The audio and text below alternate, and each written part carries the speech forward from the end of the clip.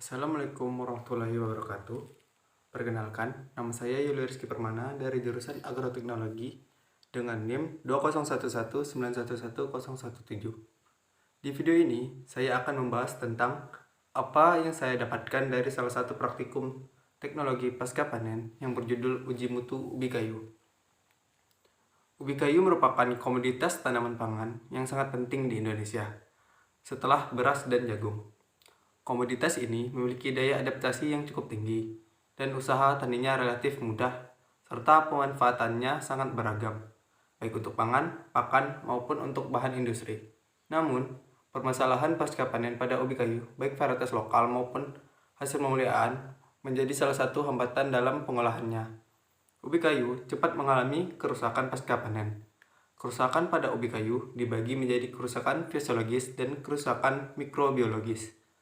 Kerusakan dimulai dengan perubahan warna umbi, dari putih menjadi kecoklatan atau kehitaman, dan diakhiri dengan pembusukan umbi. Penurunan bobot umbi mengalami peningkatan, sedangkan kadar pati dan air mengalami penurunan seiring dengan lamanya penyimpanan. Sementara itu, ubi kayu varietas lokal hanya dapat disimpan selama 48 jam. Tingkat kerusakan yang diamati terdiri atas kerusakan fisiologis dan kerusakan mikrobiologis.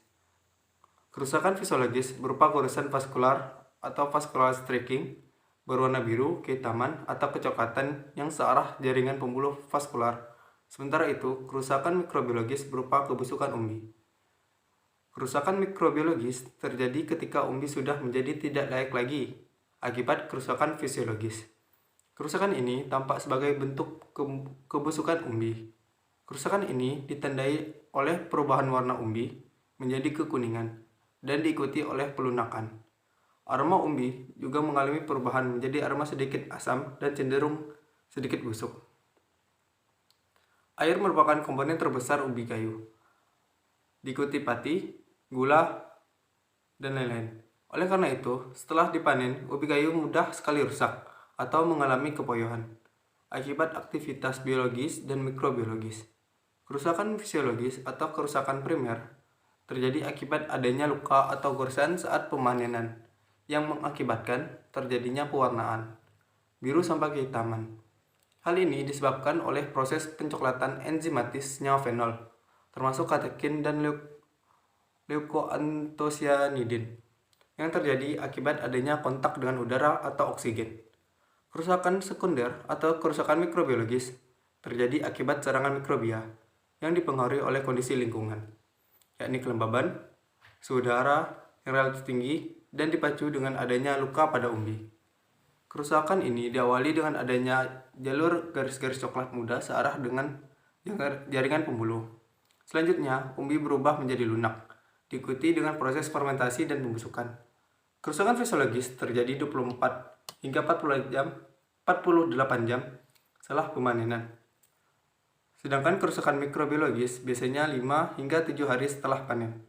Kedua jenis kerusakan tersebut seringkali menimbulkan permasalahan dalam pemasaran maupun penggunaannya karena menyebabkan penurunan mutu sekaligus kehilangan hasil sampai 25%. Berdasarkan sifat kimiawinya, ubi kayu segar mengandung kadar air tinggi, yaitu sekitar 60-65%.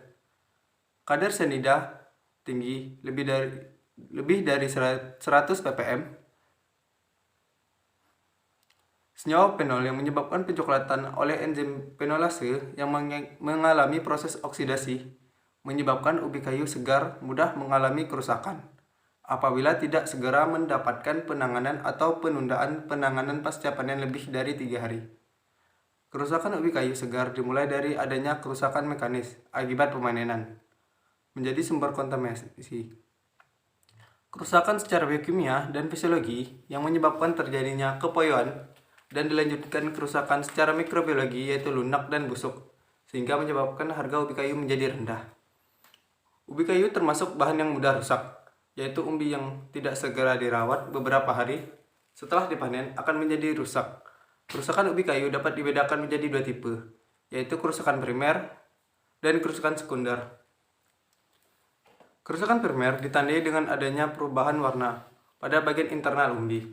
Kerusakan umbi dimulai dari perubahan warna, yaitu dari warna putih menjadi biru, kemudian menjadi lunak, menjadi busuk. Kerusakan ini sering disebut poyo. Sedangkan kerusakan ubi kayu tipe sekunder adalah disebabkan oleh serangan mikrobia akibat luka sehingga umbi menjadi lunak. Akhirnya, bagian internal umbi menjadi busuk. Kerusakan ubi kayu juga secara fisik, yaitu umbi mengalami dehidrasi karena penguapan air umbi akibat kondisi udara di sekelilingnya kering. Penanganan pasca panen ubi kayu perlu dilakukan dengan tujuan untuk menekan tingkat kehilangan hasil, mencegah kerusakan hasil panen, meningkatkan daya simpan dan daya guna agar dapat menunjang usaha penyediaan bahan baku pangan dan industri. Pada kondisi tertentu, selama penyimpanan, ubi kayu memiliki kemampuan untuk menyembuhkan sendiri luka umbinya akibat luka atau goresan yang dikenal dengan istilah curing, yakni melalui proses penebalan sel dekat luka setelah sel-sel parenkim atau kambium memproduksi sel gabus di sekitar luka tersebut. Proses curing berlangsung 4 hingga 5 hari setelah penyimpanan dan memerlukan kondisi lingkungan yang lembab dan hangat. Cara curing ini sangat sederhana, yaitu pertama-tama mempersiapkan kotak kayu atau bambu. Bagian dalam diberi alas plastik yang berlubang-lubang. Yang kedua, merendam sekam atau serbuk gergaji di dalamnya selama 1 malam kemudian ditiriskan. Yang ketiga, menyusun ubi kayu yang disimpan dalam kotak dengan posisi sekam ubi kayu, dan seterusnya. Selanjutnya, kotak tersebut disimpan pada ruangan tertentu selama beberapa bulan, dan apabila dirasa sekam sudah mulai kurang lembab, maka perlu disiram lagi dengan sedikit air.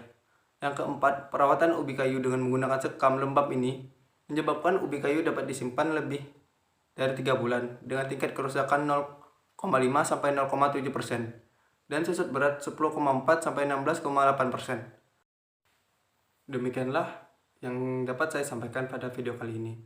Semoga video kali ini bermanfaat bagi Anda semua. Akhir kata, saya ucapkan Assalamualaikum warahmatullahi wabarakatuh.